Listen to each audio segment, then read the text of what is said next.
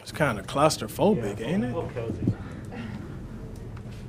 He told us you're going to stay behind with Quandre. What made you want to stick around with him? I know you guys are close. Yeah, I mean, that's my brother, you know.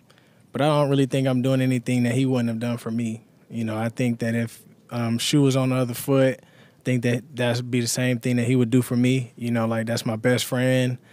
That's my brother. You know, we trained together. We went back and forth in college together. Fortunate enough to be able to play on the same team. And so, like I said, I'm doing exactly what I think that he would have done for me. You've seen so many teammates get carted out of here, big injuries. What was Diggs' reaction to this? I mean, I think everybody was just able to see it, you know. Very, very unfortunate, really, really sad. You know, when you just look at the position of, you know, being able to go to free agency and just all that stuff, being able to play, you know, the whole entire season, you know, all the way up to this point, it just sucks, you know, to be honest. That's just something that just, you know, happens in the game of football. They always tell you that it's 100% injury. It's 100% injury. You just never know when something is going to happen to you, and you just pray that nothing like that, you know, does happen to you. And so, you know, all we can really do is just be there for him, love him, support him during his journey of being able to recover and get back. And, you know, that's something that I'm definitely going to do. Did you know Quandre before he got traded here? Yeah, we played against each other in college. So his brother, Quentin Jammer, and my uncle, Aaron Lockett, they were really, really good friends, and they knew each other and stuff. And so we always knew of each other. It just took us to be able to play against each other at Kansas versus Texas to really, like, you know each other. Is there anything in particular? You've had a lot of big games against Arizona in the last two seasons. Is there anything they're doing against you that's... Don't jinx me. I'm not the first to point it out. Sorry. No, I mean, I don't know.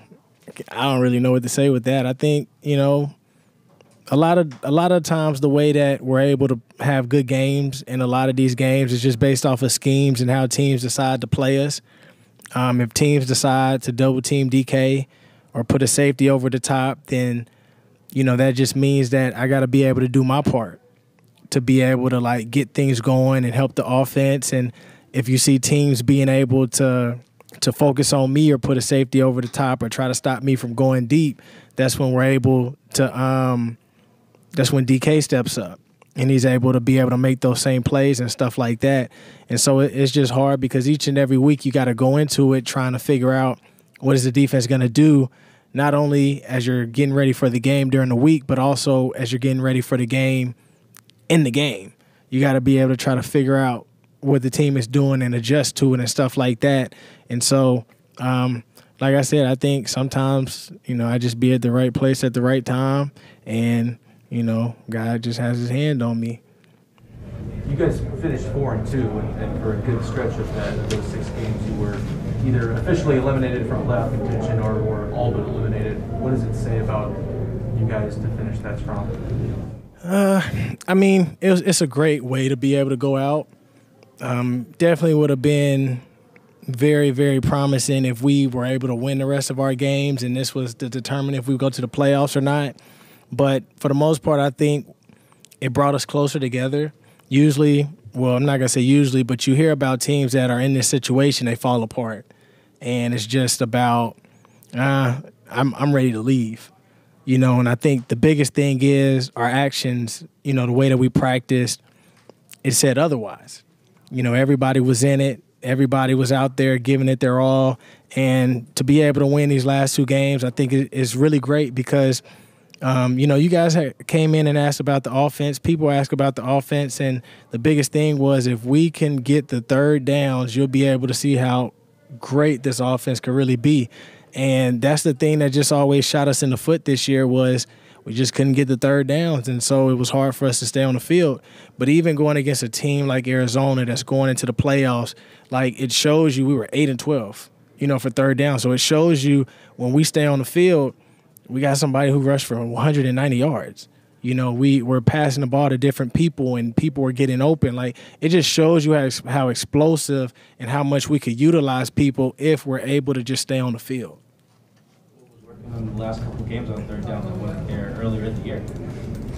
You know, I think honestly, like, we just started to be able to connect, and we started to be able to make the plays. I think the biggest thing too is, like, you know, you didn't really have any more pressure. You know, sometimes, like, you're pressing. You know, we all want to be perfect. We all want to be right. And, you know, sometimes when you're not going to the playoffs, it kind of hits you. And then that's when you really got to be able to start back and work on your foundation and just be able to be honest with yourself and have those Tell the Truth Mondays and all that type of stuff. And I think that's just kind of what we did. We just had to go back to the basics and work on who we wanted to be as an offense, like how we wanted to be successful, how we wanted to be able to attack like teams and defenders. And I think, you know, that's something that we started to be able to do towards the end of the year. And so is it unfortunate that we didn't, you know, do that stuff early on? Yeah. But at the end of the day, I think everything worked out the way that it was supposed to work out. I think we ended on a great note. Wish we could be in the playoffs, but, you know, we just weren't able to be able to go. But we still made it. Still stayed strong. Anything else? What do you think of just overall finger injury, everything? What did the season Russ had? I think Russ had, you know, a great season, honestly. Just to be one of the guys that's the face of the program, you know, being able to handle himself in a great way each and every day. The one thing that I love about Russ is just the fact that he knows how to support his teammates.